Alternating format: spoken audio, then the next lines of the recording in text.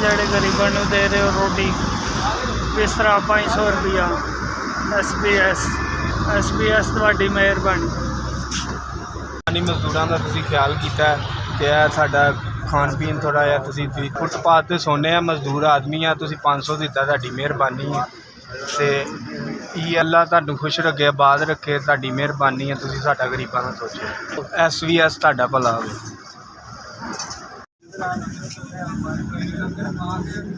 आपकी बड़ी बड़ी मेहरबानी, शुक्रिया। तुसी गरीबां दा मदद की है, असी फुटपाथ ते सोने, तुसी खाना दिता, कंबल दिता, तुहाडी बड़ी बड़ी मेहरबानी, शुक्रिया, नवाजिश। SBS तुहाडा भला है, तुहाडा शुक्रिया। अल्लाह पाक तुहानू बहुत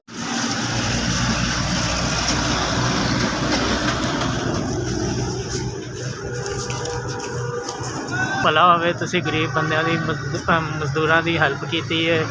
ਅਸੀਂ ਫੁੱਟਪਾਥ 'ਤੇ ਸੌਂਦੇ ਹਾਂ, ਤੁਹਾਡਾ ਮਿਹਰਬਾਨੀ। ਤੁਸੀਂ 500 रुपया ਦਿੱਤਾ, ਨਾਲ ਮਦਦ ਕੀਤੀ ਹੈ, ਬਿਸਤਰਾ ਦਿੱਤਾ, ਮਿਹਰਬਾਨੀ। SBS ਤੁਹਾਡਾ ਭਲਾ ਹੋਵੇ। बहुत बहुत मेहरबानी, आपने बिस्तर और ये खाना हमें दिया है। आप मैं मज़दूरी करता हूँ, मैं फुटपाथ पे रात को सोता हूँ। बहुत ज़्यादा देर खुश रखे, आबाद रखे। आपने 500 रुपया भी दिया और खाना भी दिया और बिस्तर भी दिया। SBS अल्लाह आपको खुश रखे, सलामत रखे।